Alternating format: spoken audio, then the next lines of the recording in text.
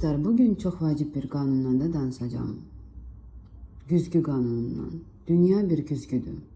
Dünya senin güzgündür. Daxili aləmivin xarici əksidir. Eğer siz xaricdə sizi qane etmeyen, gıcıqlandıran bir çirkinliği görürsünüzsə, anlayın ki siz onu yalnız daxilinizdə olduğu için görürsünüz. Bu nə deməkdir? Bu deməkdir ki sizin daxilinizdə həmin mövzu ilə bağlı bir düşüncə, negatif bir emosiya veya məhdudlaşdırıcı bir inanç var. Mesela bir kadın düşünün. O görür ki sevdiği kişi hansısa məsələdə çox məsuliyyətsiz davranır. Kadın buna qəzəblənir. Amma əslində başa düşməlidir ki o kişi sadece bir güzgüdür. O kişi sizin daxili inancınızı sizə əks etdirir. Biz belə halda nəyə dəyişməliyik? Xaricdə gördüyünüz hər bir mənfi hal bir zəngdir. Sos çalır. Bu zəng sizə deyir.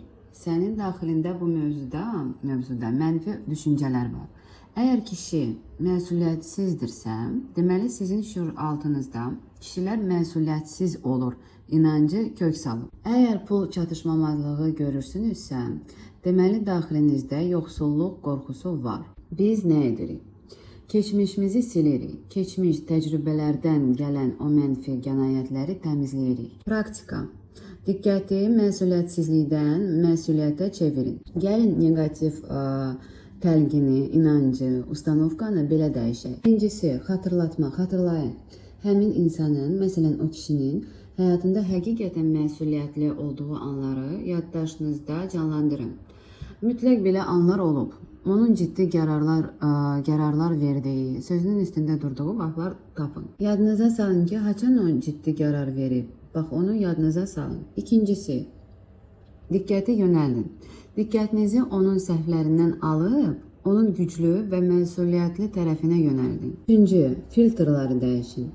Filmlər, söhbətlər, bizə kişilər belədir, dünya belədir deyə mənfi fikirlər yeridib ətrafımızda. Bu zibilləri təmizləyin. Ətrafınızda, kinolarda, xəbərlərdə məhz məsuliyyətli, dürüst və güclü kişi obrazlarını axtarın və onlara diqqət yetirin. Siz daxilinizdəki bütün kişilər məsuliyyətsizdir inancını dünyada çoxlu məsuliyyətli insan var inancıyla əvəz etdikdə qarşınızdakı güzgü, yəni o kişi və ya o vəziyyət dəyişməyə başlayacaq. Çünkü güzgü ona ne gösterirsinizsə onu da əks etdirir. Güzgünü silməyə çalışma, başka insanı dəyişməyə çalışma. Güzgüyə baxan üzü dəyişdir. Öz düşüncələrini yəni dəyişir.